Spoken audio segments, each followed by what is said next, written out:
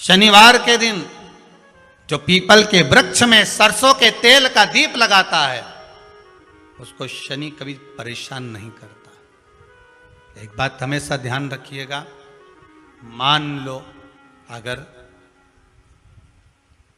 कोई भारी रोग ऐसा शनि महाराज के कारण हो गया हो, अच्छे काम करते करते उल्टे हो रहे हैं, होते हैं किसी किसी के साथ में, विपरीत परिस्थितियां आ जाती है, अच्छा करने जाओ बुरा हो जाता है, अच्छा कर्म करने जाओ बुरा हो जाता है। तो पीपल के वृक्ष की जो छाल होती है, छाल देखिए, पीपल के वृक्ष में जो छाल लगी होती है, उस छाल को घिसकर चंदन बनाकर भगवान शंकर का स्नान कराकर, अभिषेक कराकर, पूजन कराने के बाद में पिपलेश्वर महादेव का नाम लेकर, कौन से महादेव? पिपलेश्वर महादेव का नाम लेकर वो जो घिसी हुई छाल होती है उस छाल का तिलक भगवान शंकर को लगा लो और उसी का थोड़ा सा भाग अपने कंठ पर, मस्तक पर लगाना प्रारंभ कर दो। धीरे धीरे जो विपरीत दशा है वो सुधरना प्रारंभ हो जाती है। पर नाम याद रखना, पिपलेश्वर, जम के बोलिए, पिपलेश्वर महादेव भगवान शंकर का एक अवतार है, पिपलाद अवतार।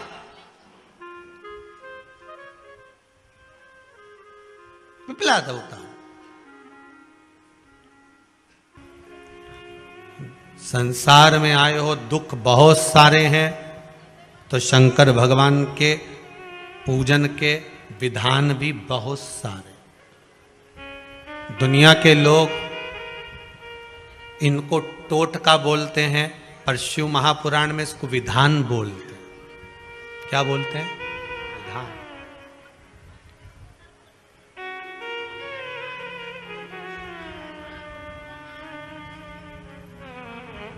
ये विधान है जो आपकी समय की अवस्था को, विधि को भी बदल सकता है। बस उसको समझने वाला चाहिए और सही मायने में उसको करने वाला चाहिए। दुनिया के लोग भले उसको टोटका बोलते हो कि गुरुजी तो दिन भर कथा में बैठे बैठे टोटके बताते रहते हैं, विद्या बताते रहते हैं। यहां कौन सी तंत्र विद्या बताई जा रही है? यहां कौन सा ऐसा बताया जा रहा है कि आपका लाखों रुपए खर्च हो रहा है? एक लोटा पानी में कौन सा लाख रुपया खर्च हो गया? शंकर जी के मंदिर का शिखर देखने में कौन सा खर्चा हो गया? पीपल के पत्ते पे शेष चढ़ाने से कौन सा खर्चा हो गया? बेलपत्री चढ़ाने से कौन सा खर्चा हो गया? शिव उपासना में कोई खर्चे का प्रमाण नहीं है। शिव उपासना में तो केवल तुम्हारी भक्ति का प्रमाण,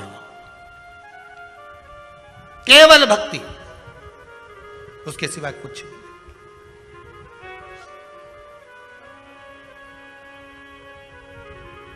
यहां और कुछ है भी नहीं। महाराज, कथा सुनकर जब आप यहां से जाएं, जितनी शांति से बैठ सकते हो, जितने आनंद से बैठ सकते हो, बैठकर जहां मौका मिल जाए, जहां जगह मिल जाए, जैसी जगह मिल जाए, जहां तक आवाज आ जाए वहां तक श्रवण कर लो।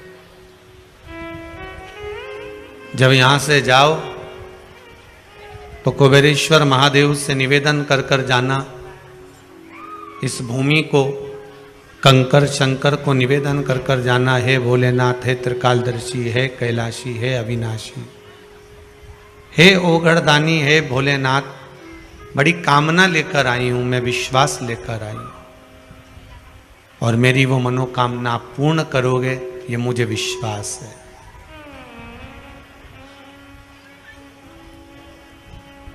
पकड़ लो हाथ गिरधारी, नहीं तो डूब जाएंगे।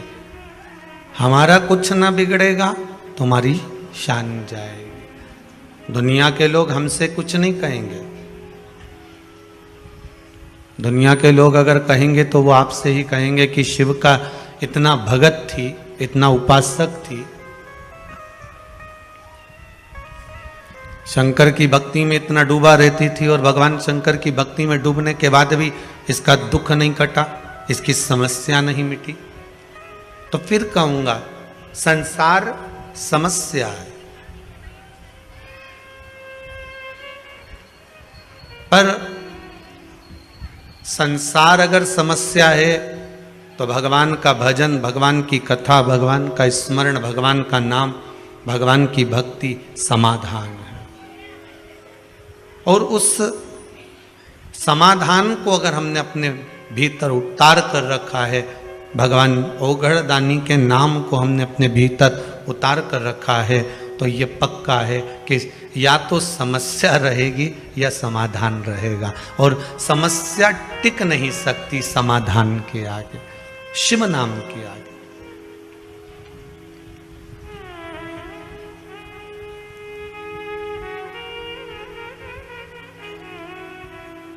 जैसे ब्रह्मा जी के मन में कहीं कहीं संकोच उत्पन्न हो जाता था। ब्रह्मदेव के मन में जब सृष्टि की रचना करी गई, रचना के समय पर उन्होंने जो मनु और शत्रुपा का जन्म दिया, मनु और शत्रुपा के बाद में उत्तानपाद प्रियव्रत की कथा जो आई, उत्तानपाद की 2 धर्म पत्नियां सुनीति सुरुचि की कथा आई। और सुनीति और सुरुचि केवल उत्तानपाद की 2 पत्नियां शिव महापुराण की कथा कहती है, केवल उत्तानपाद की नहीं, हमारी भी 2 इच्छाएं, हमारी भी 2 आकांक्षा, हमारे भी 2 मन, हमारी भी 2 इच्छा, हमारे भी 2 मन है, हमारी भी 2 आकांक्षा। केवल उत्तानपाद की 2 पत्नियां नहीं है, हमारी भी 2 इच्छाएं। एक सुनीति है और एक रुचि। श्रीमद् भागवत कथा में भी वर्णन किया गया है, भागवत वक्ता कहते हैं कि एक सुरुचि है, एक सुनीति है।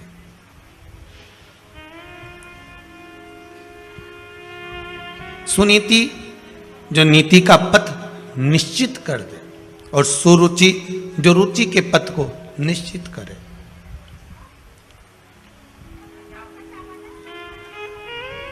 रुचि में आज की दुनिया चलती है, पर नीति में नहीं चलना चाहती। अगर किसी से कह दो कि आप नीति के पथ पर चलिए, आप नीति का मार्ग प्रशस्त कर कर चलिए, तो शायद जीवन सार्थक हो जाए। पर वो रुचि के पथ पर चलना चाहती। सुनीति का विवाह जो उत्तानपाद से हुआ था, गर्भ से संतान नहीं हुई उनके, तो सुनीति को लगा कि मेरे गर्भ से अगर औलाद नहीं होती है, संतान नहीं होती है, तो मैं अपने पति से कह दूं कि तुम दूसरा विवाह कर लो।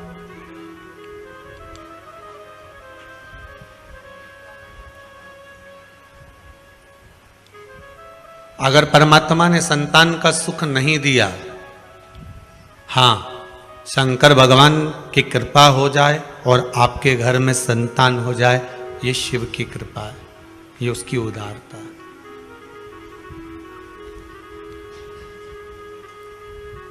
अगर मान लो भगवान ने संतान नहीं दी है, तो आप दुनिया में गोदी संतान लेकर आ जाओगे ना, तो वो भी सुख नहीं देने वाला। क्योंकि भगवान ने लिख दिया था कि तेरे ललाट में ये संतान का सुख नहीं है। श्रीमद् भागवत में वर्णन आता है, धुंधकारी की कथा, भागवत आपने खूब सुनी होगी, उसमें आती है कि संतान नहीं हुई, संतों के द्वारा फल मांग कर लाया आत्मदेव, उस फल को दिया, फल गाय को खिला दिया गया, संतान का सुख नहीं था ना, तो उसने अपनी सहेली की संतान ले ली। सहेली की संतान भी इतनी उपद्रवी हुई कि मां को उस औलाद के चक्कर में कुएं में डूब के मरना पड़ा।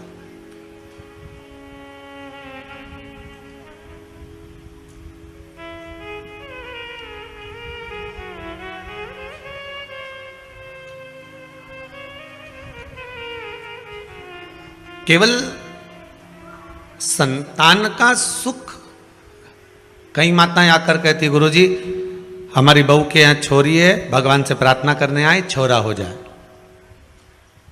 अच्छा,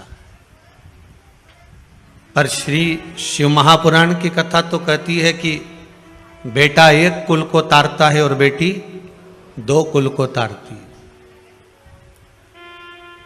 और मान लो बेटा हो भी गया, आपने मांग कर, विनती कर कर मांग भी लिया और भगवान ने दे भी दिया, और वो बेटा अगर आपको सुख नहीं देगा तो आप क्या करोगे? फिर क्या करोगे?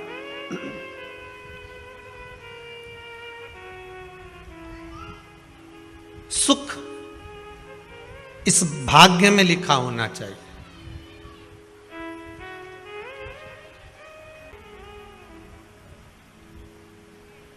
सुनीति और सुरुचि, अगर भगवान ने ललाट पर संतान का सुख लिखा है तो संतान सुख देगी। फिर वो पड़ोसी के बच्चे क्यों ना सुख दे दें, देवरानी जेठानी के बच्चे क्यों ना सुख दे दें, आपके बच्चे क्यों ना सुख दे दें, फिर वो संतान का सुख है तो भगवान देगा, कैसे भी देगा। और अगर ललाट पर भाग्य में संतान का सुख नहीं है तो तुम चाहे किसी की भी औलाद को लेकर गोदी में बिठा लो, चाहे किसी का भी खर्चा उठा लो, जब भगवान ने तुम्हें अपनी निधि और वो सुख से वंचित क्यों रखा, संतान के सुख से वंचित क्यों रखा? जब सारी दुनिया को औलाद दी, सारी दुनिया को संतान दी, तो तेरी गोदी खाली क्यों रह गई? तो भगवान से कभी एकांत में पूछना कि मेरी गोदी क्यों खाली रखी। भगवान कह देगा इसलिए खाली रखी क्योंकि पूर्व में तो संतान के सुख में इतनी उलझ गई थी कि संतान ने तुझे ताने दिए, अपशब्द किए, तू उसी के मोह में पड़ गई थी। जैसे श्रीमद् भागवत में आता है जड़ भरत का चरित्र, भरत जी महाराज का चरित्र। भरत जी महाराज हिरण के उस मोह में इतने पड़ गए थे कि मरने के बाद हिरण की योनि प्राप्त कर ली थी। तू उस मोह में ना पड़ जाए। अब की बार तेरा मानव का जो शरीर है वो आखिरी मिला है, इसके बाद तेरा जन्म मनुष्य का नहीं होगा, इसलिए मैंने तुझसे संतान के सुख को खींच लिया है जिससे तू भगवान की भक्ति में डूब जा, शिव के स्मरण में डूब जा, राम नाम कृष्ण नाम में डूब जा। जितनी भगवान की भक्ति करेगी इसके बाद तेरा जन्म नहीं है, इसके बाद तो तू मेरी हो जाएगी, इसके बाद तू परमात्मा की हो जाएगी, फिर तेरा कोई जन्म नहीं है।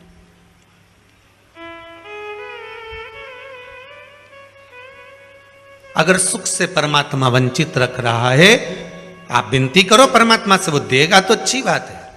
आप निवेदन करके जाओ भगवान से, वो गोदी भर दे आपकी तो अच्छी बात है, कोई दिक्कत नहीं। पर अगर सुख से, किसी भी सुख से परमात्मा ने वंचित रखा है तो उसमें कुछ ना कुछ भाग होगा।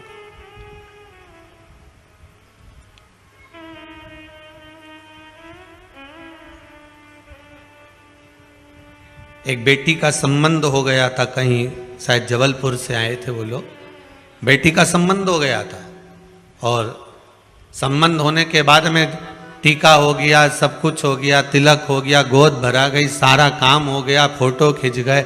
उसके बाद मालूम पड़ा कि छोरा कहीं गलत संगत में पड़ा होगा, किसी की संगत में पड़ा होगा और वो संबंध टूट गया।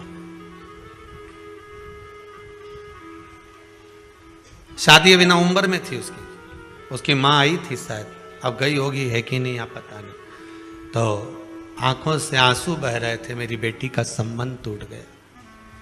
लड़का ऐसा निकला, हमने कहा पूजन किसकी करती थी तुम्हारी बेटी? कहा देव अधिदेव महादेव की करती थी, शंकर जी की कृपा हुई थी। अच्छा, पर महादेव ने ऐसा कैसे कर दिया? मेरी बेटी सोमवार के व्रत भी कर रही है, फिर शिव जी ने ऐसा क्या कर दिया कि संबंध पक्का हुआ, लेन देन हो गया, संबंध पक्का हो गया, फोटो खींच गए, उसके बाद संबंध टूट गया। तो हमने कहा बस, अगर बाबा ने संबंध पक्का कराया और बाबा ने तोड़ा है तो बाबा को जो अच्छा लग रहा होगा, हो सकता है तुझे अब मालूम पड़ा कि ये लड़का किसी दूसरी लड़की से लगा है और ये शादी के बाद मालूम पड़ जाता, तब क्या कर लेती? बाबा ने पक्का कराया है ना, बाबा छुड़वा दे। और शादी की तारीख जो तेरी निकली हुई है फरवरी की, उसको निकली रहने दे, भेजेगा वही, वर भेजने का काम उसका है। अगर उसने तोड़ा है तो वही कुछ ना कुछ कर। इसमें एक पत्र है,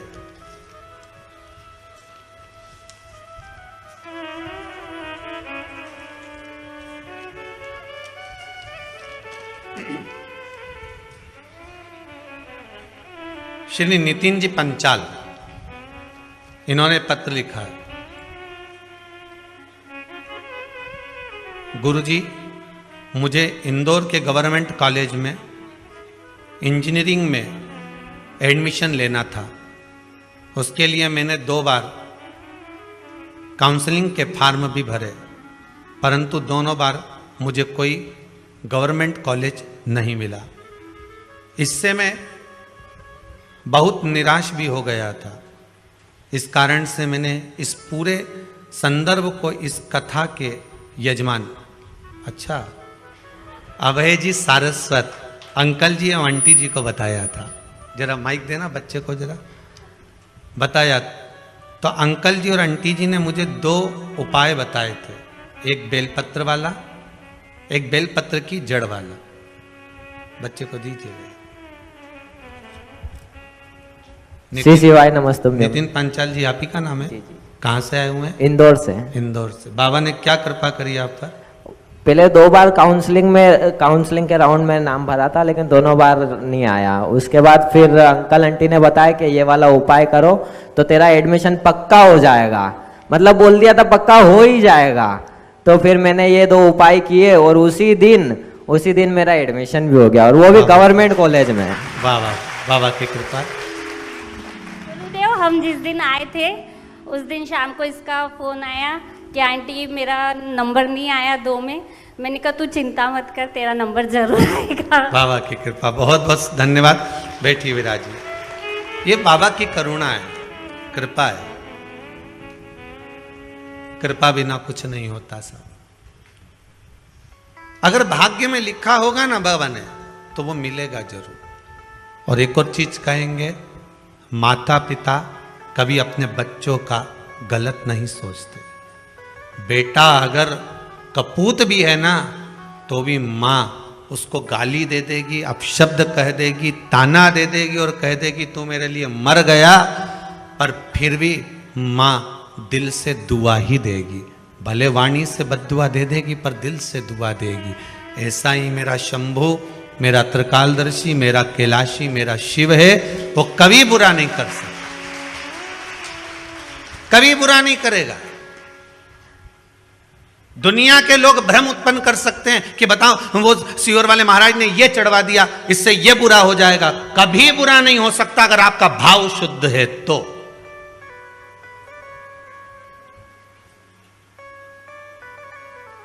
आज एक माताजी ने सुबह प्रश्न किया था, गुरुदेव कोरोना महामारी में मेरे पति मर गए। मेरे को एक ब्राह्मण देवता ने, एक पंडित जी ने कहा था कि तुम इतने महामृत्युंजय के पाठ करवाओ। मैंने महामृत्युंजय के पाठ करवाए। कम से कम मेरा 50,000 रुपए मैंने महामृत्युंजय के पाठ में खर्च कर दिया, लाखों पाठ करवा दिए, और मेरा पति वेंटिलेटर पर पड़ा रहा।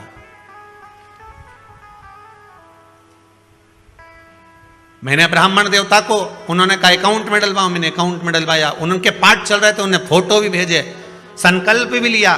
पर यह बताओ, जब मेरे पति के पाठ चल रहे थे महामृत्युंजय, और आप कहते हो कि शंकर का भजन जिसका होता है वो मर नहीं सकता, तो मेरा पति कैसे मर गया? बात इतनी सी है, आप उसका उत्तर दीजिए। हमने कहा मां, बस डॉक्टर दवाई लिखा है, समय पर अगर उसको खिला दी जाए, एक अटैक आता है तो एक इंजेक्शन लगता है, शायद महंगा सा आता है, 50,000, 35,000-40,000 का एक इंजेक्शन आता है। वो इंजेक्शन टाइम पर लग गया, छाती पर लग गया, तो हार्ट अटैक का जो मरीज होता है वो बच जाता है। बोलो सही है कि गलत है? एक इंजेक्शन लगा और वो बच गया, वो बचा।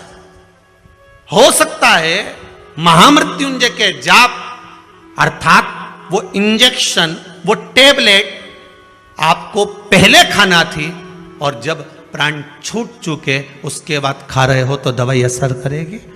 माना आपको वो टेबलेट, वो इंजेक्शन, वो दवाई समय पर मिलना चाहिए।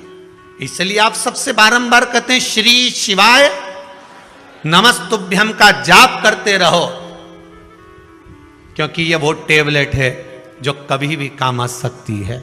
ये वो टेबलेट है। आप भी अगर अपने अपने गांव से निकले होगे, अपने अपने शहर से आए होगे, तो बैग में 2-4 टेबलेट डाल कर आए होगे, जो हाथ पैर दुखने की, सिर दुखने की, जो चालू वाली टेबलेट होती है ना, जो किसी भी काम में काम आ जाए, तो बस वो टेबलेट तुम लेकर चलते हो। तो शिव महापुराण में एक टेबलेट ऐसी बना दी जो हर जगह काम आएगी। सिर दुखे तो भी, पाँव दुखे तो भी, घुटना दुखे तो भी। जैसे एक वो टेबलेट खा लेती है माताएं, वो कौन सी बोलते, काम्बी फिल्म खा ले, या कोई सी भी वो गोली खाती रहे कि हम तो ये गोली खाएं, हम तो डिस्प्रिन खाएं, कि हम तो क्रोसिन खाएं, तो वो कह हम तो ये गोली खाते हैं तो हमारे सब काम में काम आ जाए। मेरे तो पुताई कर करके थकी गई ना, हमारा कब्जा दुखी रिया, तो मैं तो बस वो टेबलेट खाऊं, गोली खाऊं, और जो सोऊं नहीं तुम्हारा सवेरे नींद खुले दादा, फिर सवेरे से काम में लग जाऊं। तो वो टेबलेट एक ऐसी तुमने घर में रख रखी है कि तुम्हें कुछ भी होता है तुम वो टेबलेट खा लेते हो।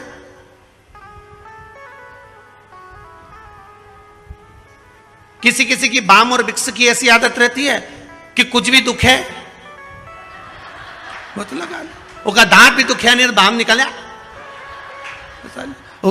किसी किसी की आदत रहे बस बाम लगा। जब तक बाम नहीं लगाने, विक्स नहीं लगाने, रात की नींद नहीं आए, जब तक कि आंख में से आंसू आंसू नहीं झड़ी जाए। तो ये तो टेबलेट के ऊपर।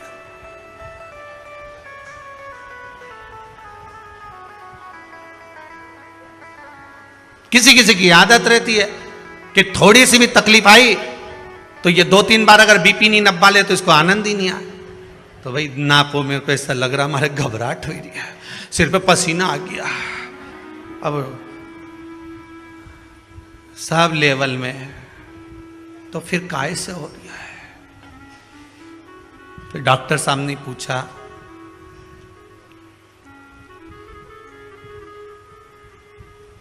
घबराहट किस चीज की हो रही है? पता नहीं, बस सिर पे पसीना आ रहा है।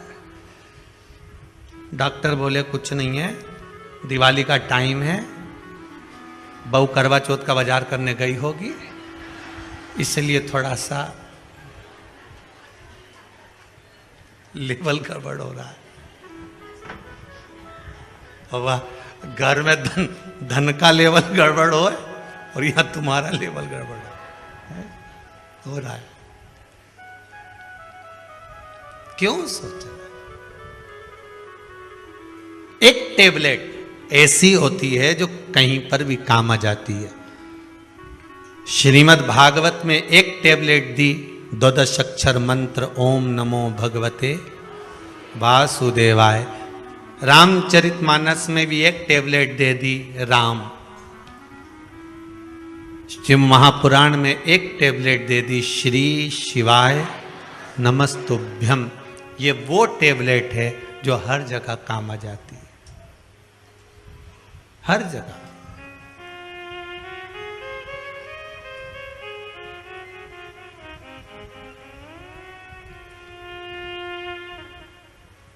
एक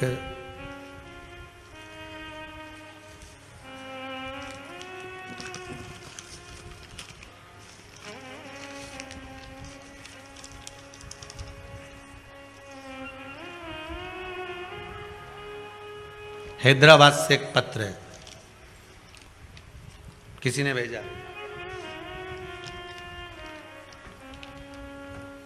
अच्छा, छब्बा छुब्बू के भेजा रे, हाथ का लिखा हुआ नहीं है वो।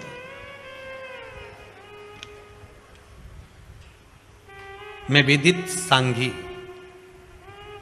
15 साल का हूं। मैं हैदराबाद तेलंगाना से हूं। मैंने पहली बार आपकी महापुराण पुरुषोत्तम मास में सुनी थी। मैं अपनी माँ से बहुत पहले से एकादशी करने की अनुमति मांग रहा था, पर माँ ने नहीं दी। पर आपके महापुराण सुनने के बाद मेरी माँ ने मुझे एकादशी करने की इजाज़त दे दी। मेरे बर्थडे पर भी मेरी एकादशी का व्रत पड़ा, तो मैंने व्रत रखा। पहले मेरा मन भगवान में बिल्कुल नहीं था। ये बच्चे ने लिखा है, पत्र यहीं रहेगा, आप बाद में भी पढ़ सकते हो। पर अब मेरा मन ऐसा हो गया है कि बिना भगवान के मेरा मन रहता नहीं है। कितने साल का बच्चा लिखा है इसमें? 15 साल का बच्चा लिखा है, हैदराबाद।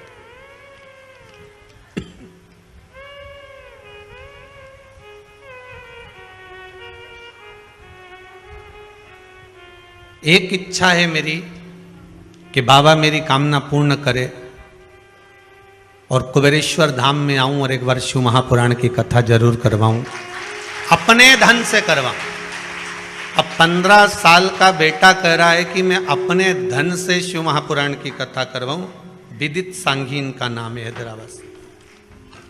अपने धन से, 15 वर्ष की आयु है। अगर बाबा की कृपा हुई, आपका पत्र यहां तक पहुंच चुका है, तो सांघी जी आप भी यहां तक पहुंच जाओगे, ये पक्का है। और आपकी भावना, आप अगर दिल से, हृदय से भगवान की भक्ति में लगे हो, तो ये विश्वास मानकर चलना कि भगवान आपकी कामना पूर्ण जरूर करेगा। बस हिम्मत मत हारना। दुनिया के लोग डराते जरूर हैं, जैसे ध्रुव जी को डराते थे, डराएंगे। आप भगवान को कैसे भी रिझा रहे हो, भगवान से भय मत खाना, अपने कर्म से भय खाना। फिर कहेंगे किसी से मत डरो, पर अपने कर्म से जरूर डरो, क्योंकि कर्म का भोग तो परमात्मा को भी भोगना पड़ता है। आपको किसी से डरने की जरूरत नहीं है, कर्म से डरने की जरूरत है। संसार सागर में आए हो, किसी धर्म की जगह पर जाना, मंदिर जाना, देवालय जाना, सत्संग में जाना, संकीर्तन में जाना, भजन में जाना, कथा में जाना, कीर्तन में जाना, पूजन में जाना, स्मरण में जाना, तीर्थ जाना, सारी दुनिया में पाप कर्म कर लोगे चल जाएगा, पर कहीं धर्म की जगह पर पाप कर्म मत करके आना, नहीं तो जिंदगी पूरी नरक में निकल जाएगी। और आज के जमाने में जितना भी पाप कर्म हो रहा है, वो धर्म की जगह पर ज्यादा हो रहा है।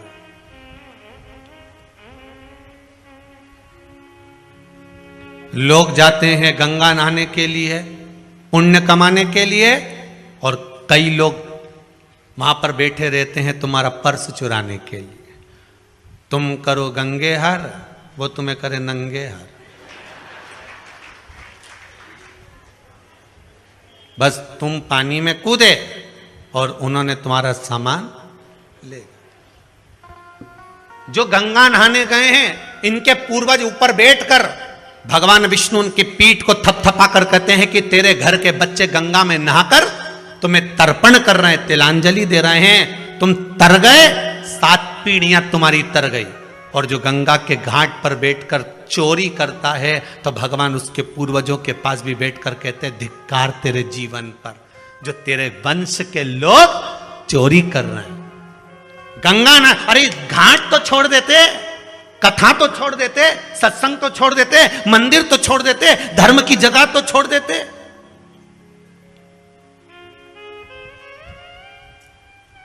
पुण्य की जगह तो छोड़ दो, पर नहीं। करो, तुम्हें भगवान ने अगर पाप कर्म करने के लिए बनाया है तो करो, पर निवेदन है कि धर्म की जगह पर, तीर्थ में, पूजन में, मंदिर में, देवालय में, स्मरण में, संकीर्तन में कहीं ऐसा कर्म ना हो जाए।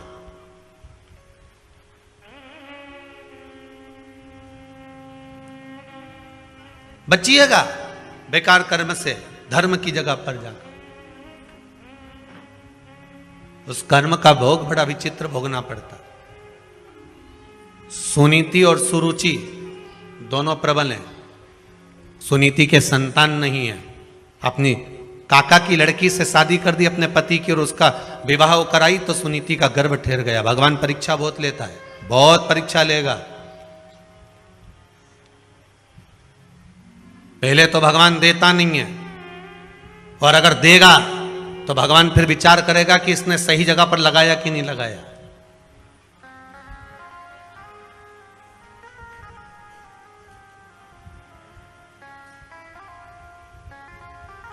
पहले तो देता नहीं है, और देता है तो ये विचार करता है कि ये सही जगह लगा रहा है, सत्कर्म कर रहा है, भजन कर रहा है, कीर्तन कर रहा है, नाम स्मरण कर रहा है, नाम जाप कर रहा है कि नहीं कर रहा। वो चित्त वृत्ति को लगाने का प्रयास करे।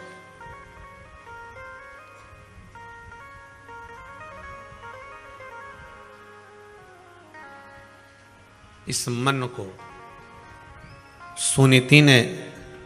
सुनीति भी गर्व से हो गई। सुरुचि को लगा मेरे ताऊ की लड़की ने मेरे साथ छल कर दिया, धक्के मार कर निकाल दिया गर्भवती उस नारी को। सुरुचि घर में है, उसका भी गर्व है, सुनीति वन में है, उसका भी गर्व है। समय आया, सुनीति का भी पुत्र हुआ ध्रुव और सुरुचि का भी पुत्र हुआ उत्तम। सुनीति का जो पुत्र हुआ था ध्रुव 4 वर्ष की अवस्था धारण कर कर माँ की गोद में बैठा था। माँ की गोद में बैठा, एक दिन देवर्षि नारद ने उनको कह दिया, कहाँ जा रहे हो? कहाँ? मेरे पिता कौन है मुझे मालूम नहीं है। मेरे पिता? तब देवर्षि नारद कहते, उत्तानपाद तुम्हारे पिता हैं। और उत्तानपाद के पास गया, गोदी में बैठ गया तो छोटी माँ ने उसको गोदी से उतार दिया। तो पिता की गोद में बैठने के लिए रोता है? उतार नीचे। अगर तुझे पिता की गोद में बैठना है तो मेरे गर्भ से जन्म लेना पड़ेगा और मेरे गर्भ में आने के लिए भगवान का भजन करना पड़ेगा। और रोता रोता अपनी माँ के पास चले गया, माता सुनीति के पास में। और नीति नीति होती है, नीति सतमार्ग बताने वाली होती है। नीति कभी गलत मार्ग पर अपने बच्चों को नहीं भेज सकती।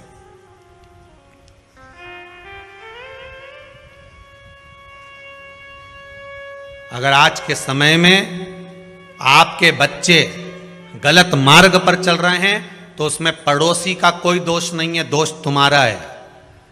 भोजन कराते हो, बच्चे नहीं खाते तो मोबाइल पकड़ा देते हो। बोलो सही है कि गलत है? खाना नहीं खा रहे, दोच दोच के खवा रहे।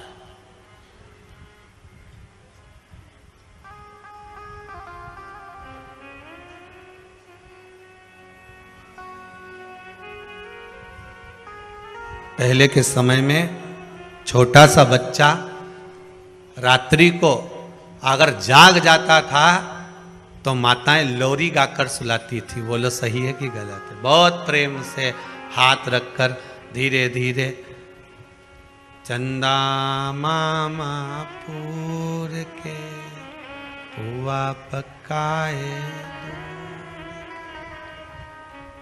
आप खाए, मुन्ना को देवे और प्याली गई, मुन्ना गया। कहते कितने प्रेम से खिलाते थे, सुलाते थे। बच्चा रात को जग जाता, माँ उसको स्नेह से सुलाती थी। आज के जमाने में बच्चा जग जाए आधी रात को तब देखो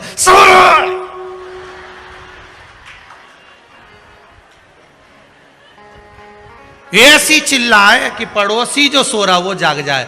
उठ के बैठते से बोला, अरे ओ जगदम्बा तेरे हाथ जोड़ो, काय चिल्ला रही है? लो तुम चुप करा लो। ऐसी औलाद पैदा हुई है, सो जा। आधी रात को तांडव चल रहा है कि तू तो काली रे कल्याणी रे जित देखूं ते जोग माया। तू कौन से गांव से आई मारी माई? कौन गांव की? और तू तो मेरे संग परनाई मारी। गजब। लो तुम चुप करा लो। अब वो बेचारा दिन भर दुकान में थका, नौकरी में थका, फिर भी आधी रात को लेके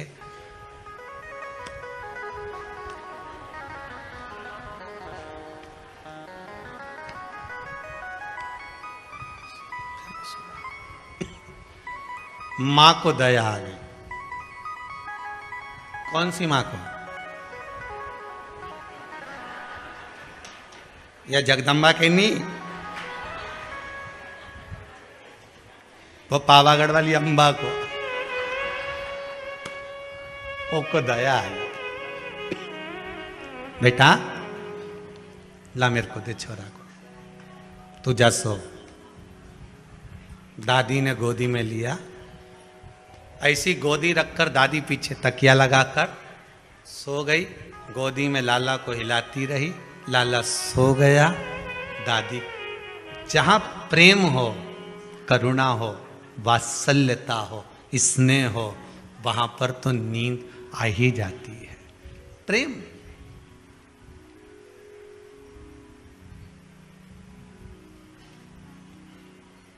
कथा में क्यों नींद आती है?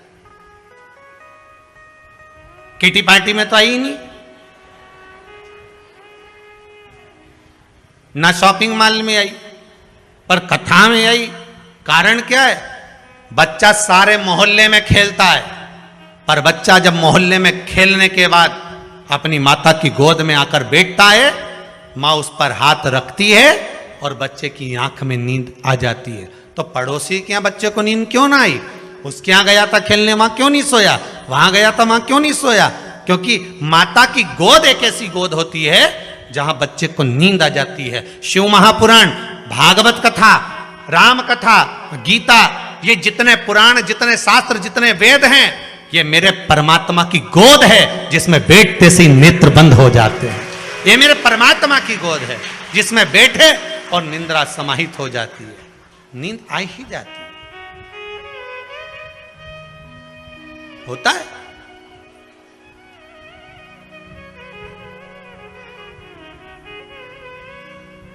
एक बार हरदा में कथा थी, लगभग 18 साल पहले की बात होगी, 18-19 साल पहले की। और माँ का दशहरा मैदान में खेल का ग्राउंड था, वहां कथा चल रही थी। कथा में टेंट लगा बहुत सारा, जनता भी खूब, बैठने की जगह अलग नहीं। अब वो एक खंबे से टिक के एक अम्मा बैठ जाए काला चश्मा लगा के। अब काला चश्मा लगा के बैठ जाए और उसके पास एक भी नहीं बैठे। अब जब जगह की कमी तो सरस सरक के बैठ जाओ, पर उसके पास एक नहीं बैठे।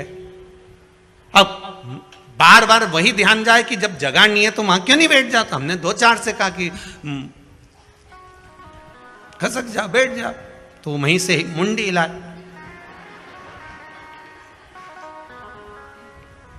अब भजन करते करते हाथ हिलाते हिलाते फिर बोल दिया।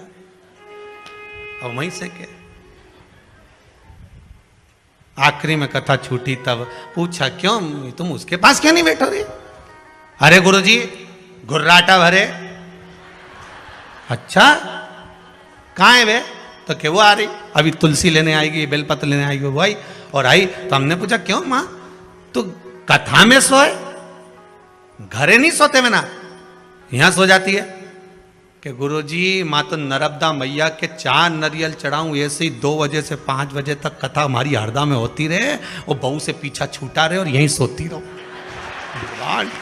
घरे जाओ तो उनका छोरा छोरी प्राण खाए, कम से कम 2 बजे से 5 बजे तक। अच्छा चश्मे में आंख दिखती भी नहीं कि सो रही। अपन तो सोचे कि ऑपरेशन कराया होगा आंख का, अब अपने कहीं मालूम कि ये सो रही। अपने कौन सा मालूम कि ये ऑपरेशन कराई नहीं है, तो ये ऐसे ही लगा के आई। अब महाराज सुनीति सुनीति है, सुरुचि सुरुचि है। भाव की निर्मलता होगी तो भजन का जो सुख है वो अपने आप प्राप्त हो जाता। मैं पिता की गोद में बैठा था, धक्के मार कर निकाल दिया मुझको। मां कहती है अगर पिता की गोद में बैठने के लिए रो रहा है, रोना है तो परमात्मा की गोद में बैठने के लिए रो, जिसकी गोद से कोई नीचे नहीं उतरता। मां कहां मिलेगा वो? सर्वस्व, हर जगह। ब्रह्मदेव जब सृष्टि का निर्माण करे थे तब भगवान विष्णु से पूछा था कि आपके पिता कौन है? शिव। मेरे पिता भगवान शंकर हैं। शिव कहां है? शंकर कहां है?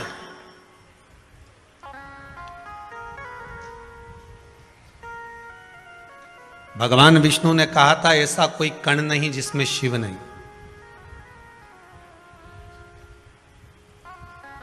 अपने गले की हसली का हीरा भगवान ने चमकाया। उस हीरे की रोशनी जो सूर्य में से निकलकर सामने दीवार पर जा रही थी, उसमें जो एक रेख बन रही थी, उस रेख में जितने कण दिख रहे थे, कभी आप भी प्रैक्टिकल करना, बच्चे लोग कांच चमकाते हैं, उस कांच को दीवार पर लगा दो और वो जो रोशनी जा रही है उसके बीच में आप देखेंगे बहुत बारीक बारीक कण दिखेंगे, बहुत बारीक बारीक। गले के हीरे का जो प्रकाश था, उस प्रकाश की जो रोशनी थी, उस रोशनी के बीच का जो क्रम था, उसमें जो कण कण दिख रहे थे, इतने कण। आप भी प्रैक्टिकल करके देखना, तुम्हारे यहाँ भी धूप आती होगी, छांव आती होगी, तो धूप में कांच रख दो, कांच का उजाला तुम्हारे घर में करो, उसमें जो रोशनी के बीच की जो जगह होगी, उस जगह से उस जगह के बीच में जो प्रकाश जा रहा होगा, उसमें बारीक बारीक ढेर कण हो। भगवान ब्रह्मदेव से कहते हैं यही कण, हर चप्पे चप्पे में, कण कण में शिव तो है,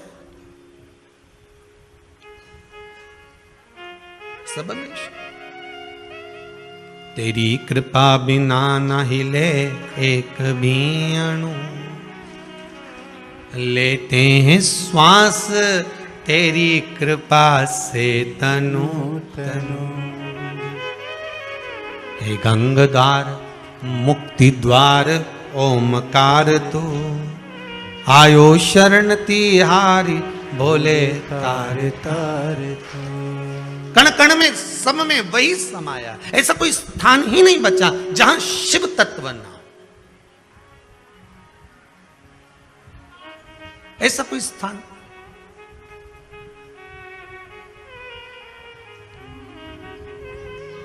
हर जगह पर वही।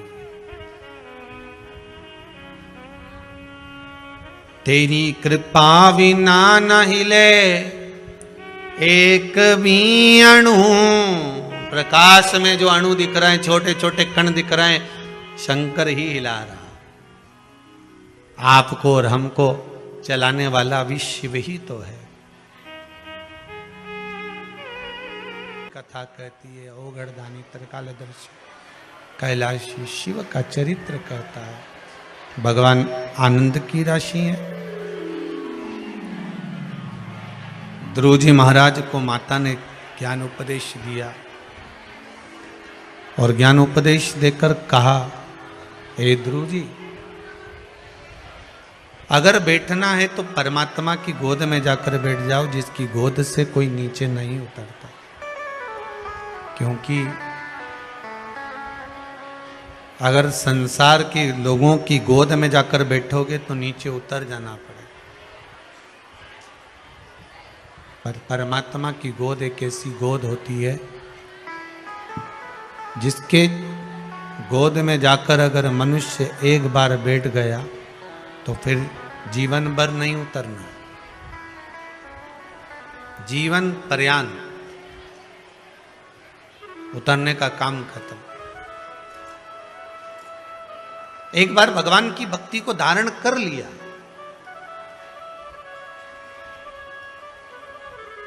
आपसे फिर निवेदन करेंगे, अगर शिव मंदिर में जाते हो, शंकर जी की आराधना करते हो, जो जल शिव जी को समर्पित करते हो, उसी जल में से थोड़ा सा आधी चम्मच जल अपने पात्र में वापिस लेकर आया करो। लाते हो? वापिस लाया करो, खाली पात्र वापिस नहीं लाना। जो भगवान को जल चढ़ाया है आपने, उस जल में से थोड़ा सा जल, 2 बूंद भी लेकर आओगे ना, और वो जल अपने घर में छींटो, प्रतिदिन छींटो। उसका क्या फल मिलता है ये आपको 3 महीने में मालूम पड़ जाएगा। 3 महीने में मालूम पड़ जाएगा उसका फल कितना। मात्र उसके दरवाजे पर जाने का ही एक आनंद है, मात्र उसके चौखट तक पहुंच जाने का ही एक आनंद।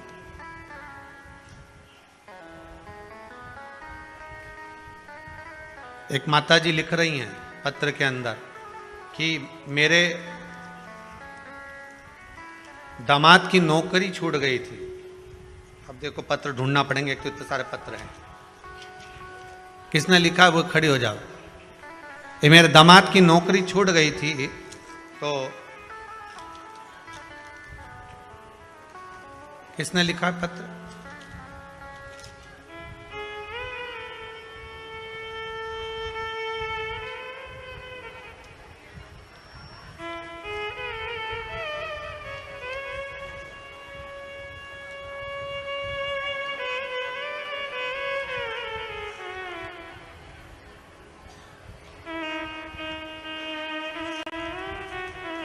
अनीता बाई जिला होशंगाबाद से आई हैं। कहाँ बैठी हैं? हाथ उठाओ जरा। तो उन्होंने पत्र में लिखा है, अनीता बाई जी। अच्छा पीछे है क्या? ठीक ठीक है, बैठो बैठो बैठो।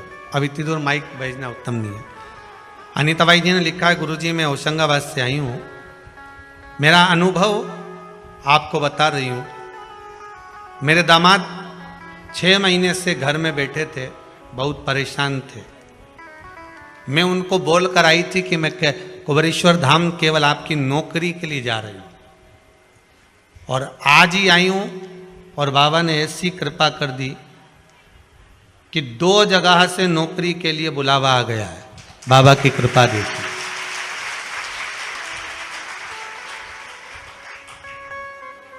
मैं लिख नहीं पा रही हूं कि बाबा ने कितनी कृपा करी है। ये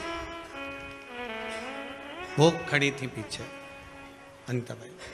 बाबा की कृपा कुछ, आपका विश्वास, बस आप थोड़ा सा भी जल अगर शंकर को समर्पित कर रहे हो,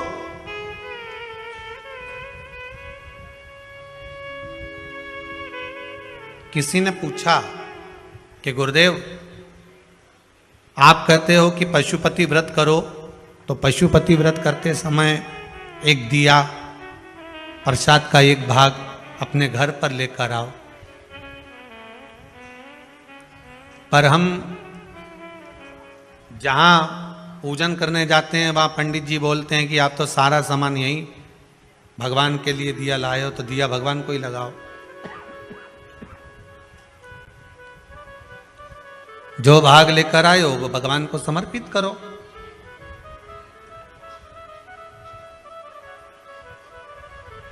क्या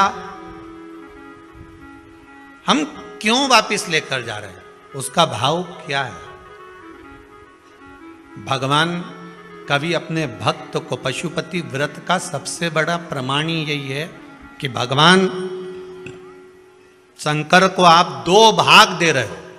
कितने भाग दे रहे हो? 2 भाग। मतलब प्रभु मान लो अगर मेरा बचपन और मेरी जवानी दोनों में मैंने कुछ आपको नहीं दिया हो, तो ये भाग आपको दिया। मान लो अगर मैं जवानी अवस्था में हूं, अधेड़ी में हूं, बुढ़ापे में हूं, 2 भाग अगर मैंने आपको नहीं दिया, जीवन में कुछ प्रदान नहीं किया।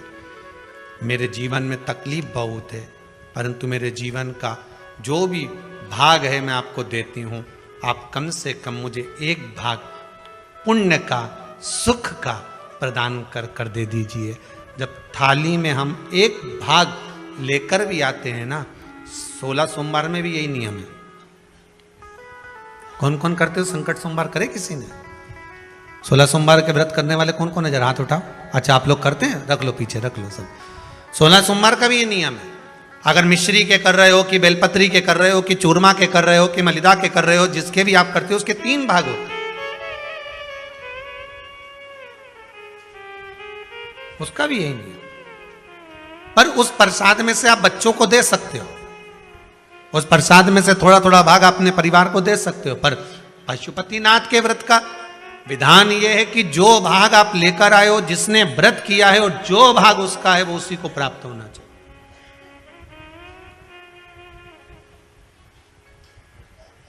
वो उसी को प्राप्त। अगर हम जल चढ़ाने शंकर जी को जा रहे हैं, उसमें से 2 बूंद जल, थोड़ा सा भाग हम वापिस लेकर आ रहे हैं, तो ये समझ कर चलिए कि हम भगवान के चरणामृत को, भगवान के चरणोदक को, भगवान की चरण की रज को, और जो शंकर भगवान के शिवलिंग पर, शिवलिंग तो शंकर हैं, जलाधारी पार्वती है, 2 भाग जो जा रहे हैं वो कार्तिकेय गणेश हैं, बीच में अशोक सुंदरी है, ऊपर से जो जल गिर रहा है जया विषहरा सामरी बारी दौतली देव, शिव जी की 5 बेटियां हैं, और जहां से जल बहकर जा रहा है वहां 33 कोटि देवताओं का भाग है। ऐसे जल को जब हम लेकर आते हैं तो उस जल से हमारा घर, मन, तन सब पवित्र हो जाता है, सब पवित्र। थोड़ा प्रयास करें। हम तो यहां तक कहेंगे अगर व्यापार भी नहीं चल रहा हो ना, तो थोड़ा सा 2-3 दिन करके देख लो। अभी तो दिवाली का टाइम भी है, आपको मालूम पड़ जाएगा। 2-4 दिन करने में आपका जाता क्या? शंकर जी के मंदिर से चरणों तक लेकर आए, जल चढ़ाया, लाए, देव दुकान पर ले जाओ, छीटो जरा दुकान पर, देखें जरा सीवर वाला महाराज बहुत बड़बड़ करे, जरा देखा तो ले जाओ जल।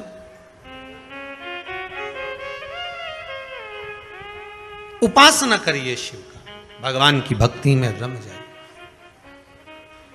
ध्रुव जी महाराज ने जो साधना करी है, उस साधना का बल ये मिला कि भगवान को बैकुंठ छोड़कर ध्रुव जी के पास आना पड़ा।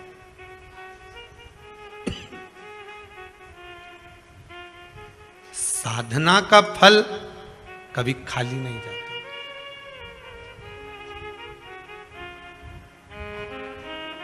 कभी खाली नहीं जाएगा। आप आस्था चैनल पर कथा सुन रहे हो, फेसबुक यूट्यूब पर कथा श्रवण कर रहे हो, चाहे कुबेरेश्वर धाम में कथा सुन रहे हो, इसका फल कभी खाली नहीं जाएगा। अगर शिव महापुराण की छोटी सी भी क्लिपिंग, छोटी सी भी वीडियो, छोटा सा भी भाग आपके पास पहुंच रहा है और आपको उससे प्रेरणा मिल रही है, आप उससे जाग रहे हो, तो वो खाली नहीं जाएगा, कहीं ना कहीं मिलेगा, प्राप्त हो। एक बहुत सरल सा मंत्र, श्री शिवाय नमस्तुभ्यम, बहुत सहज सा मंत्र है, जिसका स्मरण कर लेने पर सब सुख मिल जावे।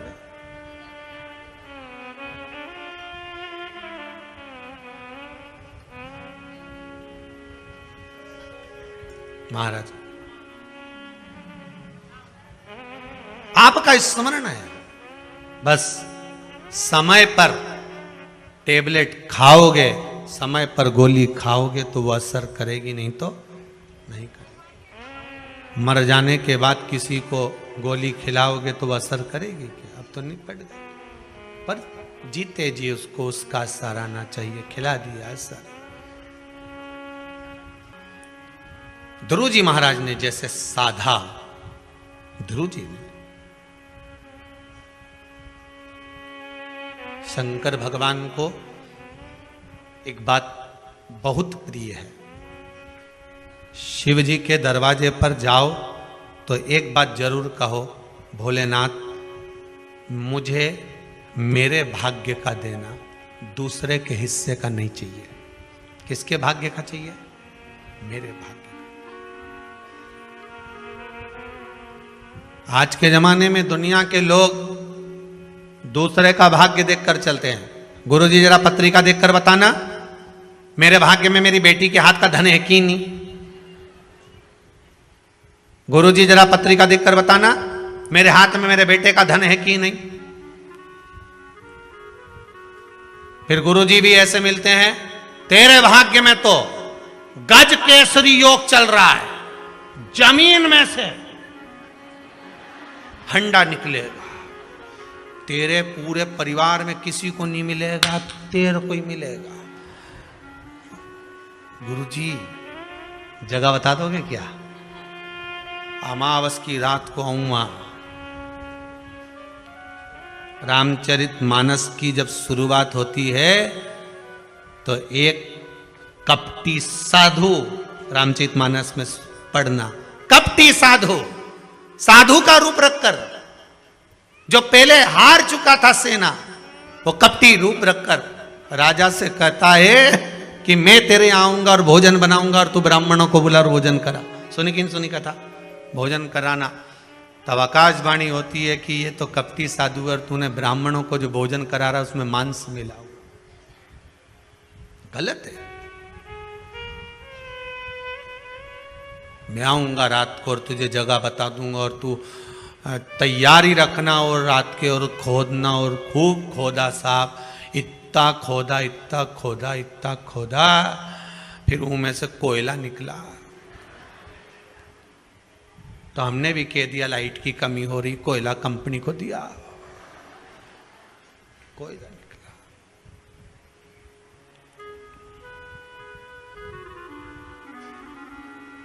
गुरुजी भी बोले निकलना था तो माल, पर कोयला हो गया। तो आप तो बोले तो मेरी भाग्य का है, तो खोदने वाला थोड़ी ना तेरा था, तो दूसरा था, बात खत्म। फिर निवेदन है भगवान से कहना, ऐसा गड़ा हुआ भी नहीं चाहिए। तुम में से किसी को चाहिए क्या? हमें गड़ा हुआ भी नहीं चाहिए, और ना हम ये आस लगा कर बैठे हैं कि मेरे बेटे की शादी होगी और बहू आएगी तो बहुत सारा भाग्य का लेकर, हमें उसके भाग्य का भी नहीं चाहिए, हमें छोरे के भी भाग्य का नहीं चाहिए, हमें ना बहन बेटी के भाग्य का चाहिए, हमें तो अपने भाग्य का दे, जो मेरी किस्मत का हो वो मेरे भाग्य का मुझे दे दे, बस बहुत है। अग्नि पुराण में लिखा है, ब्रह्मवर्ता पुराण में लिखा है और पद्म पुराण में लिखा है कि एक अकेले मनुष्य के भाग में कितना होता है, कितना लिखा होता है। भविष्य पुराण को उठाकर पढ़ लेना, उसमें भी मिल जाएगा। केवल एक मनुष्य के भाग में, अकेले के भाग्य में कितना होता है, कितना। तो ब्रह्मवर्ता पुराण कहती है 3.5 करोड़ रोम छिद्र मनुष्य के शरीर में होते हैं। अगर एक मनुष्य के मुख से 3.5 करोड़ बार जब भगवान का नाम, एक ही नाम 3.5 करोड़ बार निकल जाता है, तब उसके भाग्य में 3.5 करोड़ का ही धन उसके भाग्य में दे दिया जाता है। पर जपो तो, तुम तो जपो तो हो नहीं।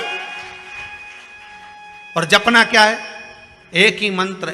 आपसे ये नहीं कह रहे हैं कि तुम 24 घंटा जपो 3.5 करोड़ कर लो, नहीं नहीं। हम तो क्या, चलते फिरते बोलो श्री शिवाय नमस्तुभ्यं, चलते फिरते जप लो, छोरा छोरी के पढ़ाओ तब जप लो, नी सुने तब जप लो, श्री शिवाय नमस्तुभ्यं ले। तुम अब जपो, तुम तो खाते पीते हंसते बोलते गाते जो करो, श्री शिवाय नमस्तुभ्यं या राम राम कृष्ण नाम जो तुम्हारी मर्जी पड़े वो जपो, पर 3.5 करोड़ बार तुम्हारे मुख से भगवान का नाम निकलना चाहिए। पहले भी कथा में कहा, माला माल बनने के लिए सबसे पहला शब्द है माला, फिर बनेगा माल, अर्थात माला जपोगे तब माल आएगा। तो माला माल ऐसे ही हो जाओगे, तुम्हें कुछ नहीं करना है, 3.5 करोड़ बार भगवान का नाम जप कर देखिए। हर व्यक्ति की किस्मत में धन होता है, पर मंथन करोगे तब तो निकलेगा। अकेला अकेला दूध की कीमत कितनी है? 40 रुपए लीटर। बोलो सही है कि गलत? 40 रुपए लीटर का दूध जब जमा दिया, दही बन गया तो 60 का हो गया। बोलो सही है कि गलत है? वही दही का जब मथनी से मथना चालू करा और मक्खन ऊपर आ गया तो कीमत हो गई 150 रुपया किलो। अब वही मक्खन को फिर अग्नि पे तपा दिया, तपाने के बाद घी बना लिया, कीमत हो गई 400 रुपए किलो। वही घी 400 का हो गया, इतना सा 40 रुपए लीटर का। बस मनुष्य भाई है ये, तो क्या, हमारा तो कोई काम ही नहीं चले, हमारा तो धंधा ही नहीं चले। भगवान ने मेरी तो किस्मत फोड़ दी, मेरी तो किस्मत ऐसी लिखी, हमारी किस्मत में कुछ भी नहीं लिखा, मैं तो गणित दुखी, मेरी किस्मत में भगवान ने कुछ नहीं लिखा, भगवान ने कुछ नहीं लिखा। ब्रह्मवेत्ता पुराण कह रही है, भविष्य पुराण कह रही है, पद्म पुराण कह रही है, प्रत्येक मनुष्य के भाग्य में करोड़ों का धन लिखा होता है, पर मंथन करेगा तब प्रकट होगा। तो भगवान का नाम जप तो सरी, जपे कुछ नहीं, बस दुनिया के आगे जाके भगवान, दुनिया क्या, जितना तो दुनिया के सामने जाके बोले नहीं भगवान ने ऐसा, भगवान तो जप ले। आज से नियम बनाऊंगी मैं भी, और तुम्हें गिनने की जरूरत नहीं है। क्या नहीं करोगे तुम? गिनोगे नहीं, गिनती वो करे। सही है गलत है? गिनती वो करे। तुम तो खाए जाओ, खाए जाओ, पेट भरा जाएगा तो अपने आप मालूम पड़ जाए कि नहीं, दादा अब तुम्हारा जलेबी नहीं खवाई, अब तुम एक रसगुल्ला नहीं खा सकती, अब तुम्हारा बस का है ही नहीं, तुम तो खा ला। नहीं दादा नहीं खाओ, तुम नहीं खाया जाए नहीं। अरे बोलो तो सही नहीं, बस जैसे भरा गया तो भराने के बाद में अगर खाओगा तो बस भगवान भी इंतजार में। जैसे ही 3.5 करोड़ बार तेरे मुख से नाम पूरा हो गया, उसके बाद तुझे नहीं देखना, फिर मैंने जो देना चालू करा, फिर नहीं तो रुक सकती, फिर बटोरे जा, कितना बटोर सकती है। जप ले, स्मरण कर ले, पर भजन करे तब तो, नहीं तो भजन करे तब। ऐसा कोई व्यक्ति नहीं जिसके भाग्य में भगवान ने सुख नहीं लिखा, लिखा है। बस थोड़ा सा मंथन करना पड़ेगा थोड़ा सा मंथन करोगे तो वो सुख प्रकट। आपको थोड़ा सा मनन चिंतन करना पड़ेगा, थोड़ा मंथन करना पड़ेगा।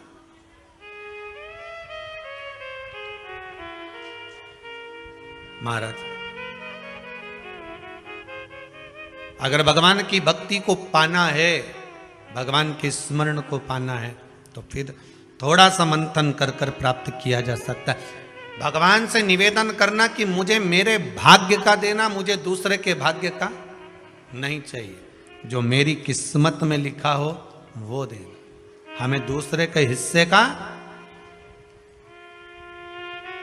और जो दूसरे के हिस्से का लेता है उसकी दशा क्या होती है, शिव महापुराण की कथा कहती है।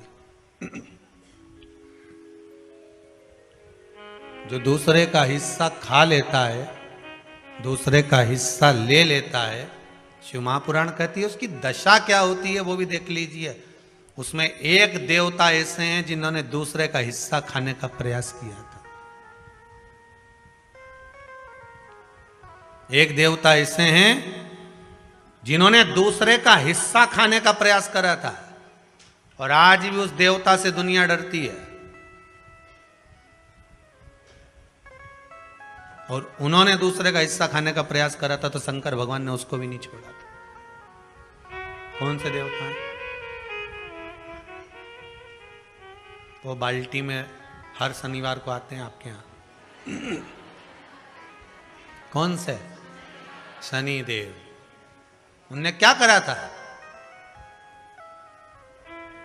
भगवान सूर्य नारायण ने अपने सारे पुत्रों को देखा, सारे पुत्रों को, तो सारे पुत्रों को देखकर आज मेरे सूर्य नारायण भगवान बड़े सुखी हुए, बड़े प्रसन्न। मेरा पुत्र शनि भी श्रेष्ठ है, मेरा पुत्र यम भी श्रेष्ठ है, सब ठीक है। आज भगवान सूर्य देवता ने अपने पुत्रों को बुलाकर कहा, आज मेरा मन कर रहा है कि मैं सारे लोगों का राज्य अपने पुत्रों को बांट दूं, सबको अपना अपना हिस्सा दे दूं।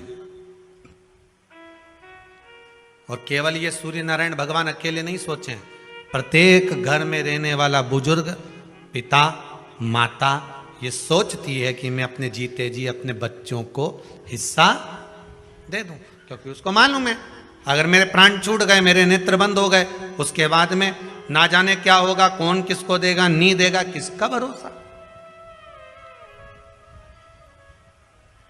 मैं अपना एक एक क्षेत्र का हिस्सा मैं देना चाहता हूं। शनि महाराज जी को भी हिस्सा दे दिया गया। अब जब शनि महाराज जी को हिस्सा दे दिया तो शनि महाराज जी संतुष्ट नहीं हुए। दुनिया में ऐसे लोग बहुत सारे हैं जो संतुष्ट बहुत कम हो पाते हैं। समय की परिभाषा है। हो सकता है कि घर में जब बड़ी बहू आई होगी तब घर की परिस्थिति इतनी नहीं रही होगी। बोलो सही है कि गलत है? हो सकता है बड़ी बहू के आने के समय पर इतनी परिस्थिति नहीं रही हो, इतना धन घर में नहीं रहा हो, तो बड़ी बहू को जो दिया चढ़ावे में हो सकता है कि कुछ 1 तोला, 2 तोला, 3 तोला दे दिया होगा, या थोड़ी साड़ियां, थोड़ा सा लहंगा हल्का दे दिया होगा। हो सकता है थोड़ी सी रकम, थोड़ा सा आभूषण कम चढ़ गया होगा। और आज आते आते आते आते समय बदल गया। हो सकता है भोलेनाथ जी ने कृपा कर दी और अब धन ज्यादा आ गया, तो अब दूसरे बेटे की शादी करी तो अच्छे से कर दी, पैसा भी खूब लगा दिया। तो इसमें दोष होना चाहिए क्या? दुख होना चाहिए क्या? नहीं। समय की परिभाषा, समय की परिभाषा। पर कई लोग होते हैं जो संतुष्ट नहीं हो पाते। बड़ी बहू को लगा छोटे की शादी में तो इतना खर्च कर दिया माता जी ने और मेरी शादी में कम करा, हृदय ना ना ना ना। माता की दृष्टि में कभी कोई पुत्र छोटा और बड़ा नहीं होता। उसने बराबर का दूध पिलाया है, स्तन पान कराया है, उसकी दृष्टि में कोई छोटा नहीं, कोई बड़ा नहीं, सब बराबर। महाराज शनिदेव के मन में संतुष्टि नहीं हुई। जब शनिदेव के मन में संतुष्टि नहीं हुई तो शनि महाराज उसी समय पर अपने सारे भाइयों का हिस्सा बटोरने लगे, उस पर कब्जा करने लगे। कब्जा करने लगे तो सूर्य देवता की आंख में जल भर गया।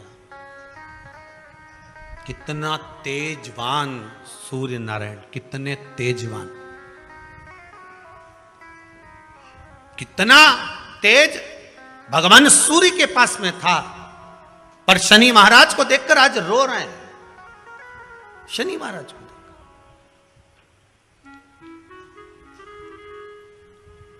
बहुत करबद्ध निवेदन करके कहेंगे, भगवान अगर पुत्र दे तो संस्कारी दे। भगवान अगर पुत्र दे तो संस्कारी दे। संस्कारी अगर पुत्र होगा तो जीवन की सार्थकता होगी। अच्छे अच्छे सूरमाओं को भी अपने बेटों के कारण रोते हुए देखा है। अच्छे अच्छे सूरमाओं को भी जब बच्चे बड़े हो जाते हैं, घर में बहुएं आ जाती है, माता पिता की चलना बंद हो जाती है, बहू बेटों की चलना प्रारंभ हो जाती है। पिता कुछ भी कहता है, बेटा दौड़कर चिल्लाकर दौड़ता है। सास कुछ भी कहती है, बहू चिल्लाकर दौड़ती है। अच्छे अच्छे सुरमा को भी इसीलिए आपको बार बार कहते हैं, जब तक शरीर चले और तुम्हारे घर में चले, तब तक सारे दान पुण्य भजन कीर्तन सत्संग तीर्थ सब कर लो। उसके बाद में अगर 50 रुपया भी दान करोगी नहीं तो छोरा की दृष्टि में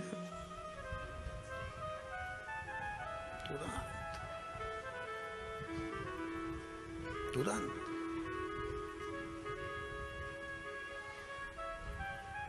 नहीं। हम दूसरी जगह जाकर क्या कहें, यहीं कुबेरेश्वर धाम में भी देखने को मिलता है। बेटे अपनी बूढ़ी बूढ़ी माओं को जब दर्शन के लिए, माँ नहीं मानती, हमें तो जाना है कुबेरेश्वर धाम, हमें तो जाना है, जिद पकड़ लेती हैं, लेकर आती हैं। और माँ उनसे कहती ला रे दे दे 50 रुपये दे दे। तो छोरा होन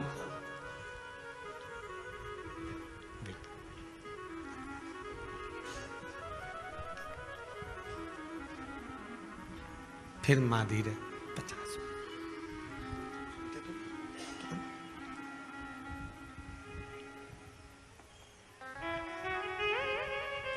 आखिरी में माँ का जब अपमान होते हुए बार बार देखते हैं तो हम भी हाथ जोड़कर कह देते हैं, मत मांग, जाओ। बाबा कुबेरेश्वर भंडारी है। देना और नहीं देना तो आपके हाथ में है, पर मेरा बाबा कभी नहीं सोचता कि मुझे इसको देना है कि नहीं देना। यहाँ तो जिसका पांव आ गया, जो इस गेट से अंदर प्रवेश कर गया, कंकर के संकर से मिल गया, और जो दिल में लेकर आया है बाबा 3 महीने में तो वापिस बुला ही लेता है। यहाँ देना और लेना मूल नहीं है।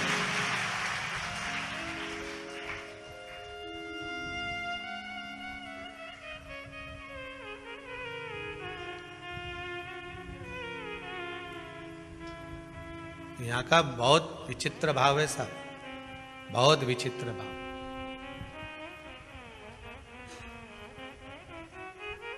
इस कुबेरेश्वर धाम से अगर कोई चप्पल भी बदल कर ले जाता है ना, तो वो चप्पल भी हिला के रख देती है, उसको रुला रुला देती है। यहाँ का तो इतना प्रमाण देखा है। सत्यता की बात बता रहे हैं आप लोग, उसको हंसी में लो चाहे व्यंग में लो। एक जरा सा किसी का सामान भी अगर यहाँ से चला जाता है, व्यक्ति ले गया, मन का धन कर लिया उसने, ले गया, कोई सामान ले गया, मान लो कोई तुम्हारी वस्तु ले गया, रह नहीं पाता, रोएगा, या तो फिर शरीर का कोई अंग अपने आप टूट जाता है, फिसल गया, गाड़ी से गिर गया, टूट गया, लगा जितने का सामान लेकर गया है उतना तुझे वहां लगाना पड़ेगा, हॉस्पिटल में लगा देगा। इस भूमि का प्रमाण देखा, इस भूमि का।